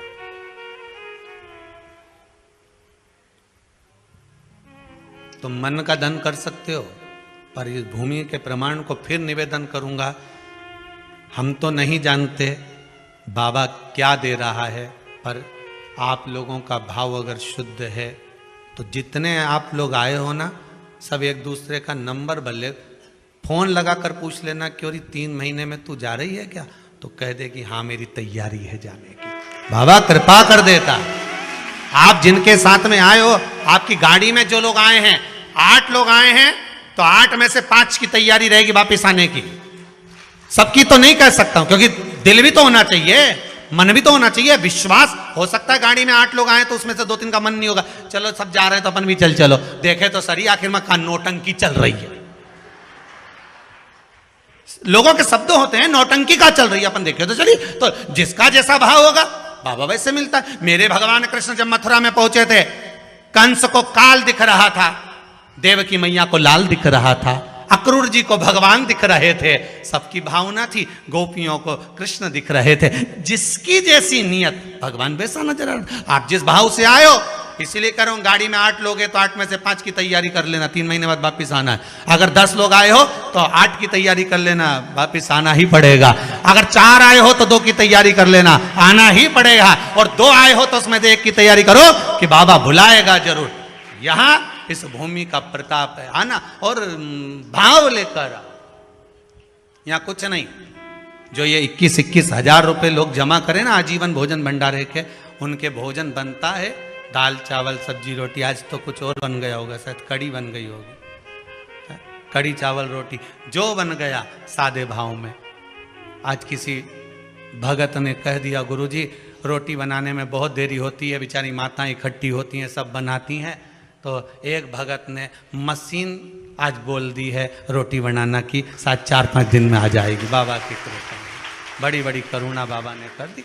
अब अगली बार से तुमको बेलना नहीं पड़ेगी री बबुआ, ध्यान रखना। अब नहीं बेलना पड़ेगी, अब तो मशीन में बन के बाहर। अब तो तुम खूब निपटा जो जोरदार। तो क्या सोचना उसमें, कृपा बाबा की, बस करुणा। शनि महाराज ने अपने भाइयों के इस हिस्से पर कब्जा कर लिया। सूर्यनारायण भगवान की आंखों में जल भर गया कि मेरा पुत्र ऐसा कर रहा है। शनि को बुलाया सूर्यनारायण भगवान ने, समझाया पर नहीं माना। किसी किसी की नियत होती है कि इसको इतना कैसे दे दिया, अम्मा ने इसको इतना कैसे दे दिया, पिताजी ने इसको इतना कैसे दे दिया, मैं तो कब्जा करूंगा, दुकान नहीं छोड़ूं, घर नहीं छोड़ूं, ये नहीं छोड़ूं, वो नहीं छोड़ूं। मत छोड़, एक दिन संसार छोड़कर जाना पड़ेगा।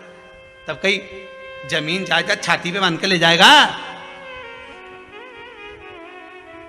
नहीं, तुम तो लिख देना वसीयत में, मेरा फ्रिज मेरे छाती पे बांधो, मेरे कमरे का एसी शमशान में लगाओ, मेरी वॉशिंग मशीन ऊपर भेजो, जब मैं ऊपर कपड़े कैसे धोऊंगा, लिख के जाओ। और मरते मरते पत्नी से भी कह दो, मैं अकेला नहीं जाऊंगा, चल रही कि नहीं चल रही, तुझे लेके जाऊंगा। जरा कर। एक पत्नी की नौकरी दिल्ली में लग गई और एक पति की पत्नी मर गई। दोनों का नाम एक जैसा था। जो मरी वो लीला, जिसकी नौकरी लगी वो भी लीला।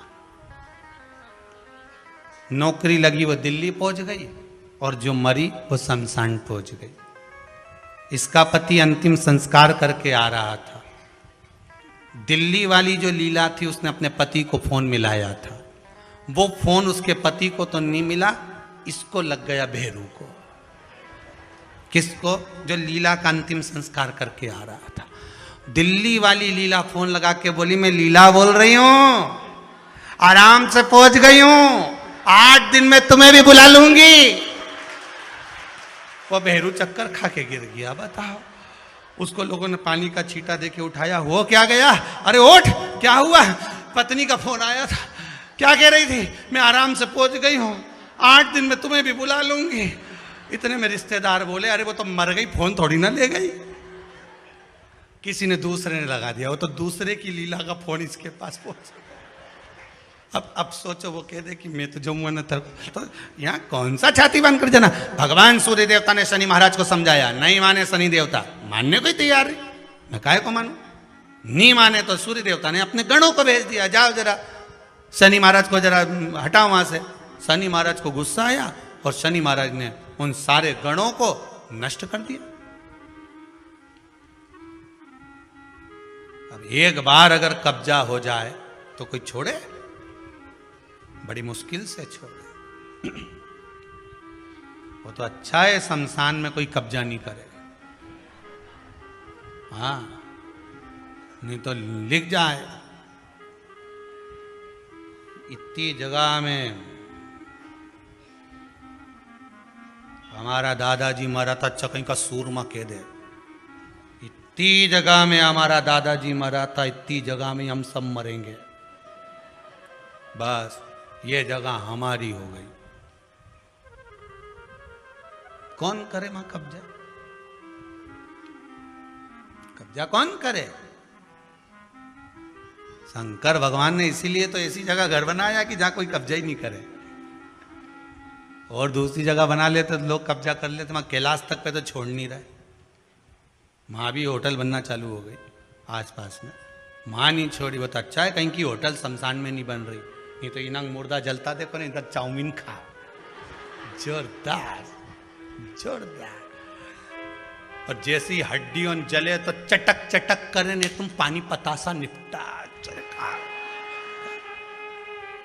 तो अच्छा है कि वहां होटल नहीं बनी। तो इनका बस चले कहीं वह क्या बस चले। शनि महाराज ने सबको भस्म कर दिया, क्रोध आ गया। सूर्य देवता रो रहे हैं, सूर्य नारायण रो रहे हैं। भगवान शंकर की पंचायत में सूर्य देव भी हैं, मतलब शंकर भगवान के मित्रों की गणना में सूर्य आते हैं। भगवान विष्णु, सूर्य नारायण, शंकर भगवान, मां दुर्गा, गणेश जी, ये पंचायत है ना शंकर की, शिव पंचायत। शिव परिवार में कार्तिकेय, गणेश जी, पार्वती जी, शंकर जी, नंदी, ये शिव परिवार। पंचायत में सूर्य देवता आते हैं। सूर्य नारायण को रोता हुआ देखकर भगवान शंकर को बड़ा दुख है। शिव जी ने पूछ लिया, क्या बात है, आप रो रहे हो? नारायण क्या हो गया? मेरा बेटा मानने को तैयार नहीं है। आप चिंता मत करो, अभी देखता हूं मैं जाकर। और भगवान शंकर ने जाकर तुरंत सूर्य नारायण भगवान के कहने पर शनि देव को जाकर समझाया। इतने में तो शनि देव आग बबूला हो गए। आग बबूला होकर शनि देव ने कहा, ए शिव, आप मुझे जानते नहीं हो? शंकर भगवान ने कहा, क्या जानना है ये बताओ, क्या जानना है ये बताओ। शनि देव कहते हैं, आप मेरी दृष्टि को नहीं जानते। शंकर भगवान ने कहा, तू भी नहीं जानता कि तेरी दृष्टि खराब कैसे हुई? तेरी दृष्टि को श्राप किसका लगा है तुझे नहीं मालूम क्या? शंकर भगवान ने जब समझाना चालू करा कि देख शनि देव, तुम तो कह रहे हो, तुम तो बोल रहे हो कि मेरी दृष्टि नहीं जानते। हम जानते हैं आपकी दृष्टि, मना नहीं है, जाना, पर आप नहीं जानते क्या? शिव जी जानते हैं। शिव जी ने कहा, मैं सब जानता हूं। आपका विवाह करा सूर्य देवता ने, आपकी पत्नी घर में आ गई, आप अपनी पत्नी को देखते तक नहीं थे, इसलिए आपकी धर्म पत्नी ने आपको श्राप दिया कि जिस पति ने मुझ पर दृष्टि नहीं डाली, मेरे वो पति की दृष्टि कुदृष्टि हो जाए, जिस पे डालेगा वो बर्बाद हो जाएगा। शनि देव बोले, आप मेरी पत्नी की याद मत दिलाओ। अच्छे से अच्छा सूरमा अगर पार्टी में ज्यादा बड़बड़ कर रहा हो ना, तो उसकी धर्म पत्नी के लाके खड़ा कर दो, 2 मिनट में चुप हो जाएगा। 2 मिनट में चुप। जो ज्यादा बड़बड़ करे नहीं, गप्पे लगा रहा हो, दोस्तों के साथ बैठ के खूब ठिठोली कर रहा हो, इतनी देर में जगदम्बा के लाके खड़ी कर दो बस। फिर तो उसका तिरछा नेत्र और कत्थई और नीले कलर की एक बार, और चमकदार साड़ी ने पल्लू में पिन, और एक बार यूं घूम के देख ली नहीं, उतनी देर में तो बापड़ा उठ के चल देगा, मैं भी आया पानी पी के, अभी गया पानी पी के आया, उतनी देर में कहीं रुके। शनि महाराज ने कहा, आप मेरी पत्नी की याद मत दिलाओ। शंकर भगवान बोले, ए शनि, फिर समझा रहा हूं, हिस्सा छोड़ेगा कि नहीं छोड़ेगा? शनि बोले, नहीं छोड़ूंगा। शंकर भगवान ने उठाया, पीपल के पेड़ के नीचे ले गए, और पीपल के पेड़ के नीचे शनि महाराज को उल्टा लटका दिया। 19 साल तक शनि महाराज को पीपल के पेड़ के नीचे शंकर जी ने लटका के रखा। अब बोल, तो किसी ने कहा गुरुजी ये शनि महाराज उल्टे लटके थे पीपल के पेड़ के नीचे 19 साल तक, तो ये लटके रहे, खुलते नहीं बना। शंकर भगवान भी बाप से भी बड़े बाप थे, अकेले थोड़ी ना बैठे थे। शनि महाराज की पत्नी को मैं बिठा के रखा था, लटके अब उतर नीचे।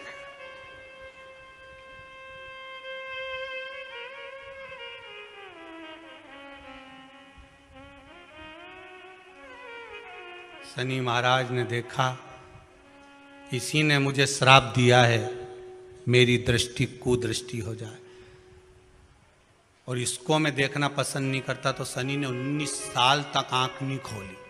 शंकर जी ने भी कह दिया था यहीं बैठी है, खोल मत लीजिए, तो बापड़ा खोले ही नहीं आंख, औंधा लटके पीपल के पेड़ में। कई बार शनि महाराज ने शिव जी से कहा गई क्या?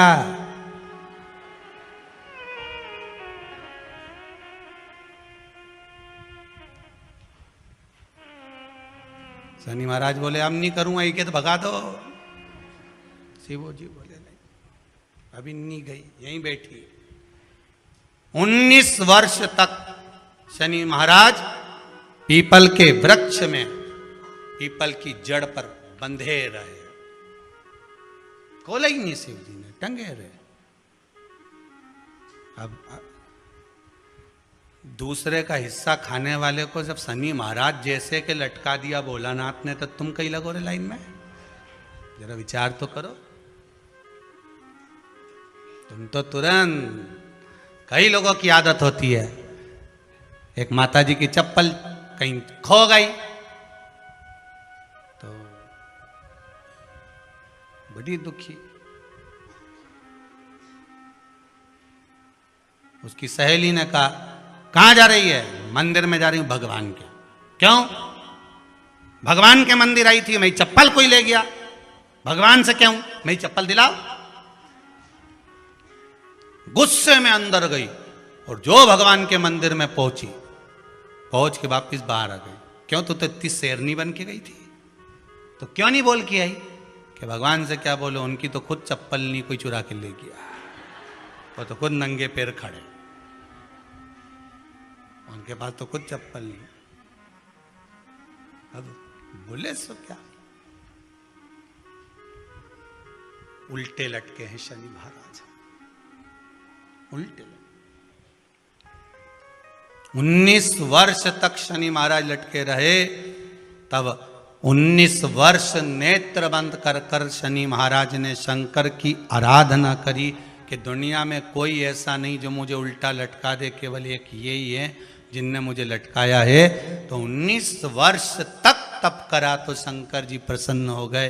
धर्म पत्नी को हटाकर पार्वती को लाए, साथ में आशीर्वाद दिया, शनि महाराज को खोला। वर मांगो, तुम्हें क्या चाहिए? मांगो तुम्हें क्या चाहिए? शनि महाराज ने कहा मांगूंगा कुछ नहीं, आप वर दे दीजिए। शंकर जी ने कहा मैं तुम्हें दंड अधिकारी बनाता हूं कि आप अच्छे और बुरे का दंड दोगे, आप अधिकारी बनकर बैठोगे, मेरा आशीर्वाद तुम्हारे साथ में है। दंड अधिकारी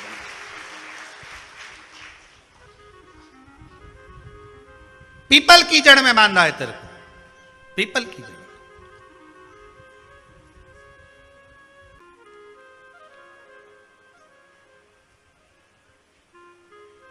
जब दधीचि ऋषि की अस्थियां चली गई, उनकी धर्मपत्नी सुवाच ने देखा मेरे पति को मार दिया गया, मेरे पति की अस्थियां ले गए राक्षसों का संहार करने के लिए, उनकी अस्थियां लेकर चले गए, मेरा पति चले गया। सुवाच गर्व से थी, मरना चाहती थी, प्राण छोड़ना चाहती थी। शिव जी ने देखा ये तो अग्नि के ऊपर चढ़कर अपनी देह त्याग रही।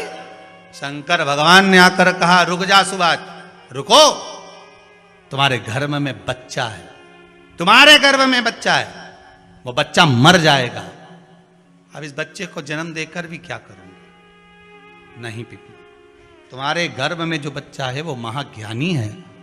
तुमने मुझसे प्रसाद के रूप में मांगा था, कहा था शिव जैसा पुत्र होना चाहिए, तो क्या तुम शंकर को नष्ट कर दोगे?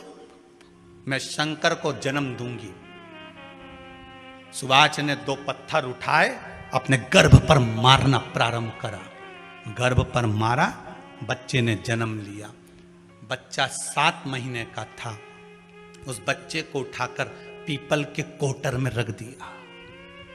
पीपल की कोटर।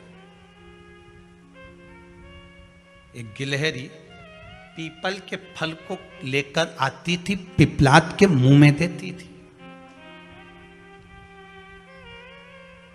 शिव का एक अवतार, इसलिए शंकर का नाम ही पिपलेश्वर महादेव। शिव का एक अवतार पिपलाद के रूप में हुआ है। तुम क्यों चिंता करती हो? तुम चिंता मत करो, तुम्हारा पुत्र जन्म दो तुम। और दिया धन सुभाष ने, उसके बाद प्राणों को त्यागा। और उस पीपल के कोटर में अगर भरण पोषण करने वाला कोई था तो वह देवाधिदेव महादेव था। फिर निवेदन करेंगे, माता के गर्भ में बच्चा रहता है, उसका भरण पोषण करने वाला मेरा देवाधिदेव महादेव है। अगर जन्म उसने दिया है तो मृत्यु भी वो देगा। अगर तुमको कुछ ज्ञान दिया है तो अच्छी जगह पर भी वही पहुंचाएगा। आप जो अभिलाषा लेकर आते हैं, बच्चे कहते हैं हमारी नौकरी नहीं है, सर्विस नहीं है, हम इस कॉलेज में पढ़ना चाहते हैं, हम इस जगह जाना चाहते हैं, हम इस पद पर जाना चाहते हैं, बस इतना याद रखना, तुम्हारा भाग्य बुरा नहीं होता। कभी भी याद रखना, संसार में जिसको भगवान ने जन्म दिया उसकी किस्मत कभी बेकार नहीं हो सकती। अगर भगवान तुम्हारी किस्मत बेकार होती तो जानवर बनाकर पैदा करता, इंसान बनाकर नहीं। किस्मत अच्छी थी इसलिए इंसान बनकर पैदा हुए, जानवर बनाकर पैदा नहीं करा। अगर तुम्हारी किस्मत अच्छी थी इसलिए मनुष्य बनकर पैदा हुए हो, इंसान बनकर पैदा हुए हो, मानव बनकर पैदा हुए हो। भगवान को दोष मत देना कि भगवान ने किस्मत बेकार दी है। भगवान ने किस्मत अच्छी बनाई है इसलिए तुझे मृत्यु लोक में जन्म दिया। भगवान ने भाग्य अच्छा बनाया इसलिए तुझे शिव महापुराण की कथा सुनने का मौका दिया। नहीं तो भाग्य में नहीं होती तो कहां से मिल जाती? किस्मत अच्छी है तो भगवान फिर नौकरी भी लगाएगा, धंधा भी करवाएगा, सर्विस भी कराएगा, विवाह भी करेगा, शादी भी करेगा, मकान भी बनाएगा, जायदाद भी देगा, संतान भी देगा। उसने दिया है पेट तो भरेगा वही। हम काय को अपने माथे पर ले? मैंने इतनी पढ़ाई कर ली, मैं इंजीनियर हो गया, मैं ये बन गया, मैंने तो ये कर लिया, उसके बाद भी मैं घर में बैठा हूं, मेरा छोरा घर में बैठा, इतना पढ़ने के बाद बैठा। जन्म उसने दिया है, भाग्य उसका है, किस्मत उसकी है, तो कहो उसको कि शंकर का भजन कर, मंथन करे, मक्खन निकलेगा और घी भी जरूर बनेगा। हारना मती। जब तेरे 3.5 करोड़ बार, गिनती मत करना, गिनती वो करेगा। तू तो भज, तू कुबेरेश्वर का स्मरण कर, तू महाकाल का स्मरण कर, तू काशी विश्वनाथ का स्मरण कर, तू महाकाल राजा का स्मरण करके तो देख। शिव का भजन कर, 1 लोटा पानी ले जाकर रोज चढ़ा शंकर जी के मंदिर में जा। शिव से भजन करने में क्या देरी? नहीं जा सकता शिव मंदिर में जाने में? बच्चों को अगर शर्म आती हो तो बेलपत्री के पेड़ के नीचे पानी चढ़ाया, वो भी नहीं कर सकता तो पीपल के पेड़ के नीचे चढ़ाया, वो भी नहीं कर सकता तो आंवले के पेड़ के नीचे चढ़ाया। पर कहीं जुड़ तो सरी, एक बार साध तो सरी, पकड़ने का प्रयास तो करो परमात्मा को।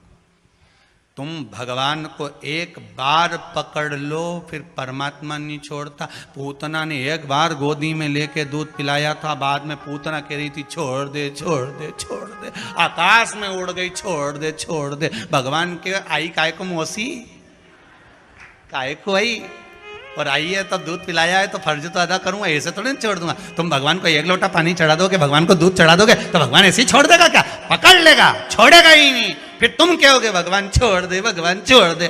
कहाँ कथा का रस लग गया लोगों को। अब दुनिया के लोग सोचते हैं अब मैं कथा भी हाल नहीं सुनूंगा, मैं घर में काम करूं, दुकान में काम करूं कि कथा सुनूं। पर रात्रि के जैसे ही मोबाइल खोल के बैठा, आज देखो महाराज ने क्या क्या बोला, तुरंत लगा रस। आधे बहुत लोग तो कथा सुनने के लिए मोबाइल खोलते हैं, फेसबुक यूट्यूब खोलते हैं। आधे बहुत लोग मोबाइल पे महाराज को इसलिए देखते हैं कि देखें महाराज ने क्या गड़बड़ चढ़वा दिया, आज क्या चढ़वाया देखें जरा, महाराज ने क्या गड़बड़ बोला। होते हैं 3 तरह के लोग कथा में जाते हैं। पहले नंबर का सोता, जो कथा में सोने जाता। दूसरे नंबर पे सरोता, जो कथा में कतरने जाता। तीसरे नंबर पर श्रोता, जो कथा सुनने जाता। 3 तरह के लोग जाते हैं। एक जाता श्रोता, जो कथा में सोने जाता। दूसरे नंबर का सरोता, कथा में कतरने जाता। महाराज ने क्या बाचा क्या नहीं बाचा, महाराज ने ये तो बोला ही नहीं, शिव महापुराण का वो तो बोला ही नहीं, महाराज तो फालतू की बात कर। ये दिन भर बैठा बैठा कतरता रहे और दुनिया के आगे सुपाड़ी परोसता रहे। देखो महाराज ऐसा, देखो महाराज ऐसा, महाराज तो ठिठोली करे, महाराज तो ये करे, महाराज तो वो करे। तो काय को सुनो, रिमोट तो तुम्हारे हाथ में ही है। चैनल चेंज, महाराज भी चेंज, कहीं करना। महाराज दूसरे का हक नहीं खाना, हम दूसरे की संपदा हमको नहीं दी है। मेरे ओगरदानी से, मेरे त्रिकालदर्शी, मेरे शंभू से, मेरे कैलाशी से कहना, हमें दूसरे के भाग्य का मत देना, क्योंकि हमने पुराणों में सुना है, हमने शास्त्रों में पढ़ा है कि व्यक्ति के अकेले के भाग्य में भी धन होता है, बस मंथन कर कर उसको प्रकट करना होता है। भाग्य का देना, भाग्य का दीजिए महाराज। और जब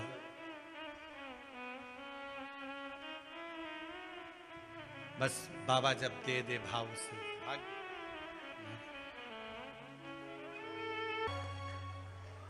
देखी है जब से ये तस्वीर तेरी, तब से बदल गई है तकदीर।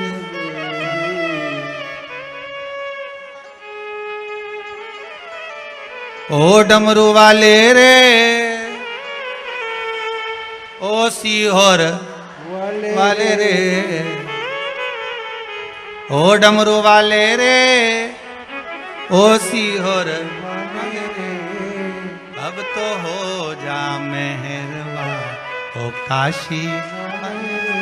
हे बाबा करुणा सागर, कृपा सागर, दया सागर, करुणा करने वाले, हे भोलेनाथ विश्वनाथ, कृपा करिए। बाबा शनि देव को छुड़ा दिए, उनको दंड अधिकारी बना दिया। भगवान शिव की कथा कहती है, भगवान शंकर और पार्वती मंगल आनंद सुख भोगने वाले थे। यही शनि महाराज ने निवेदन करा था कि एक बार आपके मंगल विवाह का स्वरूप का दर्शन करूं, तब शिव और पार्वती के मंगल विवाह का दर्शन होता है। सुंदर भगवान शंकर और पार्वती का मंगल विवाह का दर्शन हो रहा है भाव भक्ति के साथ। शिव आनंद में दूल्हा बने हैं, पार्वती मैया दुल्हन बनी है। भाव भक्ति से भगवान शंकर और पार्वती पधार रहे हैं। जोरदार ताली बजाकर स्वागत करें भगवान शिव और पार्वती का। भगवान ओगरदानी भगवान शंकर शिव बने, माता पार्वती दुल्हन बनी है। बोल काशी विश्वनाथ भगवान की जय। माता पार्वती भगवान शंकर के गले में सुंदर जयमाला देंगी, शंकर भगवान पार्वती मैया के गले में जयमाला देंगे। भाव से दर्शन करेंगे। माँ पार्वती शिव जी के गले में जयमाला दे रही हैं। जोरदार ताली बजाकर स्वागत करिए।